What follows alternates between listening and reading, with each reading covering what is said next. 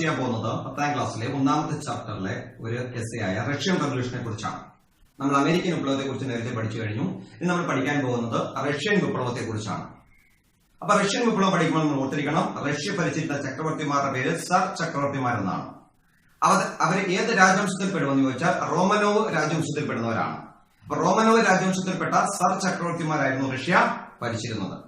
നമ്മുടെ ആദ്യത്തെ ക്വസ്റ്റ്യൻ എന്ന് പറഞ്ഞത് എന്താണെന്ന് നോക്കാം. What were the circumstances that led to the Russian revolution എന്നാണ്. എന്താണ് റഷ്യൻ വിപ്ലവത്തിന്റെ ഉണ്ടാകാനുള്ള സാഹചര്യം, റഷ്യൻ വിപ്ലവം ഉണ്ടാകാനുള്ള സാഹചര്യത്തെ കൂടാണ് നമ്മൾ ആദ്യം ചർച്ച ചെയ്യപ്പെടുന്നത്. What were the circumstances that led to the Russian revolution. അതിന് ആദ്യം 3 കാരണങ്ങളാണ് പറയുന്നത്. ഒന്ന്, റഷ്യയിലെ കർഷകരുടെയും അതുപോലെ ഫാക്ടറി തൊഴിലാളികളുടെയും ദുരിതപൂർണമായ ജീവിതങ്ങളായിരുന്നു വിപ്ലവത്തിന്റെ ഏറ്റവും പ്രധാനപ്പെട്ട ഒരു കാരണം. 2, കാർഷിക ഉൽപാദനം വളരെയധികം കുറഞ്ഞു എന്നുള്ളതും അതേസമയത്തും ഭൂരഹിതരായ കർഷകരിൽ നിന്നും കഠിനമായ നികുതി ഈടാക്കിയതുമാണ് ഈ വിപ്ലവത്തിന്റെ മറ്റൊരു കാരണം. 3ാമത്തെ കാരണം, ഒരുപാട് നാച്ചുറൽ റിസോഴ്സ് പ്രകൃതി വിഭവങ്ങൾ ഉണ്ടായിട്ടും അതിനാവശ്യമായ വ്യവസായങ്ങൾ റഷ്യയിൽ ഉണ്ടായിരുന്നില്ല. ഉള്ള വ്യവസായങ്ങൾ കൺട്രോൾ ചെയ്തിരുന്നത് വിദേശികളായിരുന്നു. ഈ 3 കാരണങ്ങളാണ് റഷ്യൻ വിപ്ലവത്തിലെ ഏറ്റവും പ്രധാനപ്പെട്ട 3 സർക്കംസ്റ്റാൻസ്. 1ാമത്തെ point, the farmers and factory workers in Russia led a tragic life under the autocracy of tsar who ruled Russia. റഷ്യ ഭരിച്ചിരുന്ന സർ ചക്രവർത്തിമാരുടെ ഏകാധിപത്യ ഭരണം ആരെ ബുദ്ധിമുട്ടിച്ചു? ഫാർമേഴ്സിനെയും അതുപോലെ തന്നെ ഫാക്ടറി തൊഴിലാളികളെയും. അപ്പൊ 1ാമത്തെ പോയിന്റ് മനസ്സിൽ പറഞ്ഞേ, farmers and factory workers in Russia led a tragic life under the autocracy of tsar empires who ruled Russia. 2, the low agricultural production affected the farmers' income. The low agricultural production affected the farmers' income. Moreover, landless farmers had to pay huge tax. ഭൂരഹിതരായ കർഷകർ കൂടുതൽ നികുതി കൊടുക്കേണ്ടി വന്നു. Low agriculture production ആരെ effect ചെയ്തു? കർഷകരെ effect ചെയ്തതുമാണ് 2ാമത്തെ point. 3, Russia was rich in ഏതായിരുന്നു? A natural resource. നാച്ചുറൽ റിസോഴ്സിന് സമ്പന്നമായിരുന്നു Russia was rich natural resource. But their industrial production was very low. Majority of industries controlled by the foreigners. ഉള്ളതാരാണ് control ചെയ്തിരുന്നത്? വിദേശികളാണ്. ഇതാണ് 3 കാരണങ്ങൾ. Farmers and factory workers in Russia led a tragic life under the autocracy of the SARS who ruled Russia. The low agriculture productions affected the farmers' income. Moreover, the landless farmers had to pay huge tax. Through Russia was rich in natural resources, their industrial production was very low. Majority of the industries controlled by foreigners. അടുത്തത് 2ാമത്തെ ഭാഗം എന്ന് പറയുന്നത്, how did the philosophical thinkers and the writers influence the Russian Revolution? Russian വിപ്ലവത്തെ സ്വാധീനിച്ച philosophical തിങ്കേഴ്സും എഴുത്തുകാരും ആരൊക്കെയാണ്? തത്വചിന്തകന്മാരും എഴുത്തുകാരും ആരൊക്കെയാണെന്ന് നോക്കാം. ആരൊക്കെയായിരുന്നു പ്രധാനപ്പെട്ട leaders? Who were the leaders behind him? നമുക്ക് നോക്കാം റൈറ്റേഴ്സ് ആരൊക്കെയാണെന്ന്. Writers like Maxim Gorky, Leo Tolstoy, Ivan Turgenev and Anton Chekhov. എന്ന് പറഞ്ഞേ ആരൊക്കെയാ? Writers like Maxim Gorky, Leo Tolstoy, Ivan Turgenev and Anton Chekhov. ഇവരെന്താ ചെയ്തത്? Depicted the plight of the workers and farmers in their work. ഫാർമേഴ്സിനും അതുപോലെ റൈറ്റേഴ്സും അവരനുഭവിച്ചിരുന്ന ദുരിതപൂർണമായ ജീവിതങ്ങളോ ലോക ജനതയ്ക്ക് മുമ്പിൽ തുറന്നു കാണിച്ച ആൾക്കാരായിരുന്നു ഈ തിങ്കേഴ്സ്. എന്തൊക്കെ കഷ്ടപ്പാടുകളാണ് നമ്മുടെ വർക്കേഴ്സും നമ്മുടെ തൊഴിലാളികളും കർഷകരും അനുഭവിച്ചിരുന്നതെന്ന് ഇവർ ലോക ജനതയ്ക്ക് മുമ്പിൽ തുറന്നു കാണിച്ചു. ആരൊക്കെ? റൈറ്റേഴ്സ് ലൈക്ക് ആരൊക്കെയാ? Maxim Gorky, Leo Tolstoy, Ivan Turgenev and Anton Chekhov. എന്താ ചെയ്തത്? Depicted the plight of the workers and farmers in their work. അടുത്തത്, the Marxist ideologies formulated by Karl Marx and Friedrich Engels. Communist ആശയങ്ങൾ ലോക ജനതയ്ക്ക് മുമ്പിൽ കൊടുത്തത് ആരൊക്കെയാണെന്ന് ചോദിച്ചാൽ Karl Marx and Friedrich Engels ആണ്. കൂടാതെ ഇവർ ഈ സമയത്താണ് ട്രേഡ് യൂണിയൻസ് ഫോം ചെയ്തു, തൊഴിലാളി പ്രസ്ഥാനങ്ങൾ രൂപം കൊള്ളാൻ തുടങ്ങി റഷ്യയില്. മാത്രമല്ല, the socialist democratic workers party എന്ന് പറയുന്ന ഒരു പാർട്ടി ആദ്യമായിട്ട് റഷ്യയിൽ ഉണ്ടാകുന്നു. അതുപോലെ ഒരു തൊഴിലാളി പാർട്ടി ഒന്നും ഉണ്ടായിരുന്നില്ല റഷ്യയില്. അവിടെ ആദ്യമായിട്ട് പാർട്ടി എന്ന് ചോദിച്ചാൽ the socialist democratic workers party എന്ന് പറയുന്ന ഒരു പാർട്ടി എവിടെ ഉണ്ടാവുന്നു? റഷ്യയിൽ ഉണ്ടാവുന്നു. എന്നാൽ പിന്നീട് വളരെ പെട്ടെന്ന് തന്നെ ഈ പാർട്ടി 2ആയിട്ട് പിളരുകയാണ്. Later this party split into 2. ഏതാ? Later this party split into 2. ഏതാണ്? Bolshevik and Menshevik. ഏതാ? Bolshevik and Menshevik. Menshevik under the leadership of Alexander Kerensky Alexander Kerensky എന്ന് പറയുന്ന ആളുടെ നേതൃത്വത്തിൽ മെൻഷെവിക് പാർട്ടിയും അതുപോലെ തന്നെ Bolshevik under the leadership of ലെനിന്റെ നേതൃത്വത്തിൽ ബോൾഷെവിക് എന്ന് പറയുന്ന പാർട്ടിയും ഉണ്ടായി. മറ്റൊരാളുടെ പേരുണ്ട്, പുസ്തകത്തിൽ നമ്മൾ വിശദമായി പഠിക്കും.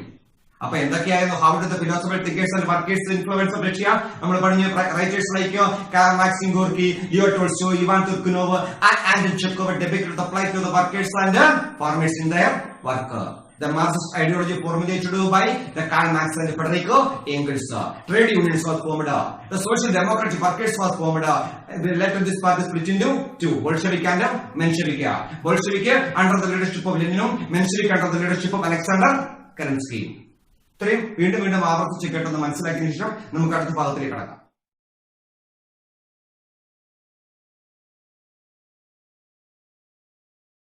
നമസ്കാരം. നമുക്ക് രണ്ടാമത്തെ ഭാഗത്തിലേക്ക് കടക്കാം. റഷ്യൻ വിപ്ലവത്തിന്റെ രണ്ടാമത്തെ ഭാഗം explain the cause of the Russian revolution. ഇനി റഷ്യൻ വിപ്ലവത്തിന്റെ കാരണങ്ങളെ കുറിച്ചാണ് നമ്മൾ പറയാൻ പോകുന്നത്. എന്താണ് റഷ്യൻ വിപ്ലവത്തിന്റെ കാരണങ്ങൾ?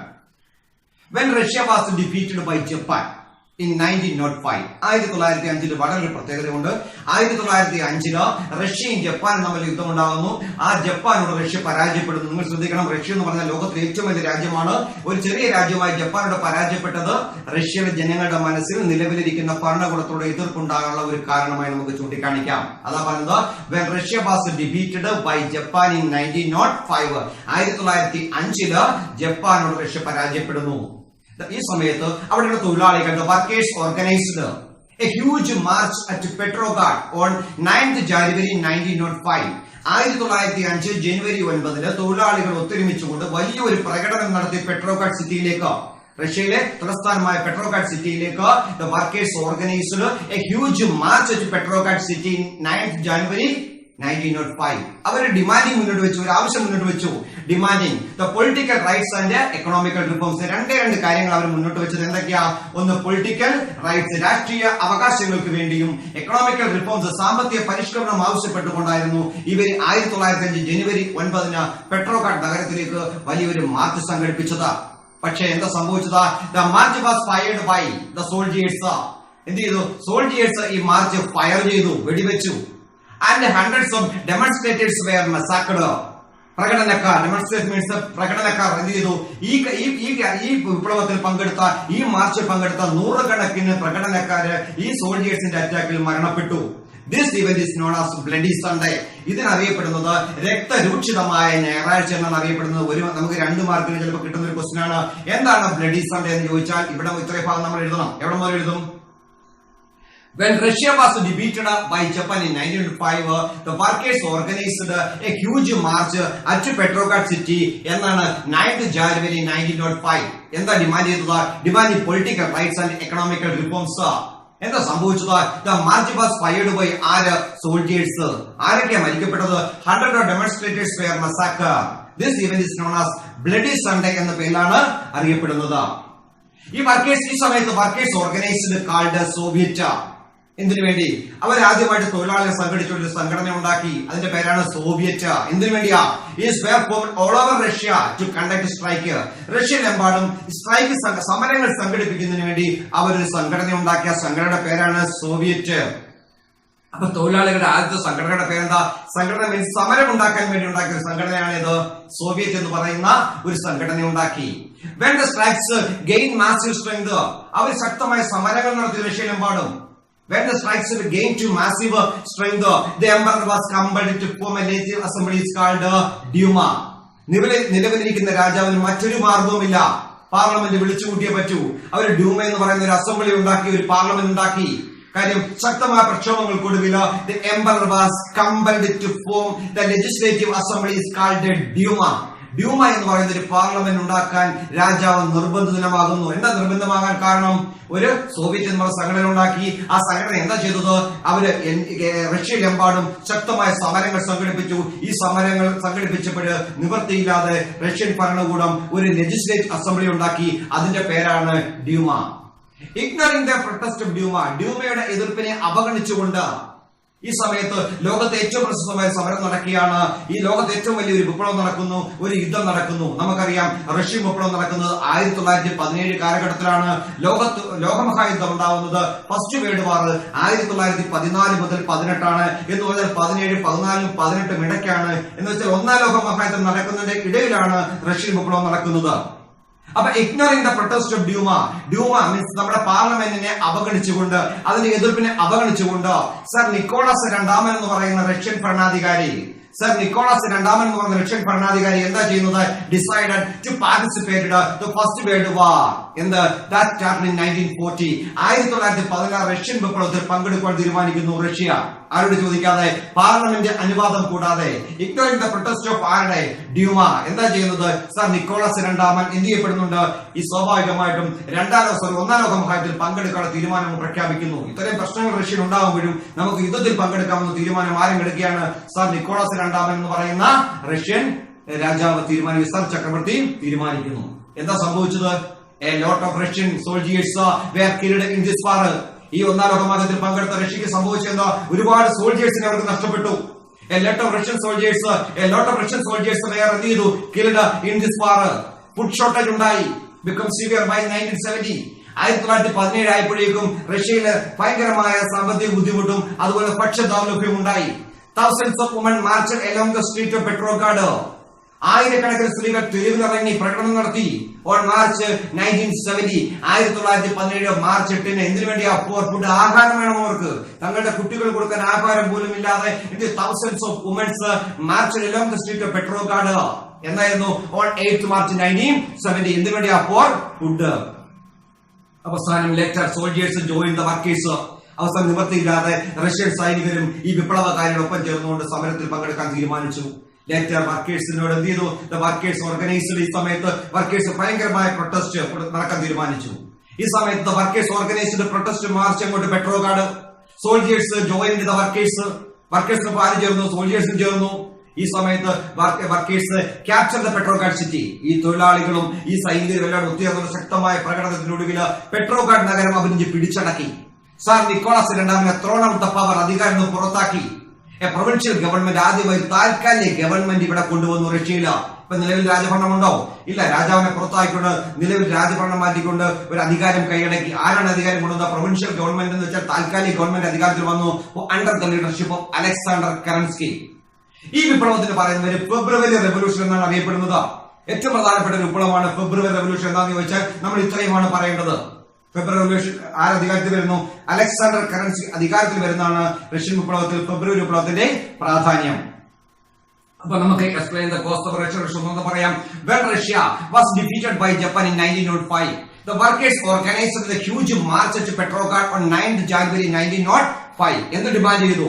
Demand political rights and economical reforms. The march was fired by the soldiers and hundreds of demonstrators were massacred. This event is known as Bloody Sunday അല്ലെങ്കിൽ രക്തരൂക്ഷിതമായ ഞായറാഴ്ച എന്നറിയപ്പെടുന്നു. ഈ സമയത്ത് workers organised called Soviet were formed എവിടെയാ? All over Russia. എന്തിനു വേണ്ടിയാ? To conduct strike. When the strikes gained massive strength ആയപ്പോൾ the emperor was compelled to form legislative assemblies called Duma. Ignoring the protest of Duma, Tsar Nicholas II then decided to participate in the First World War in 1914. A lot of Russian soldiers were killed in this war. Food shortage is severe in 1970. Some thousands of women marched along the streets of the Petrograd on 8th March 1970.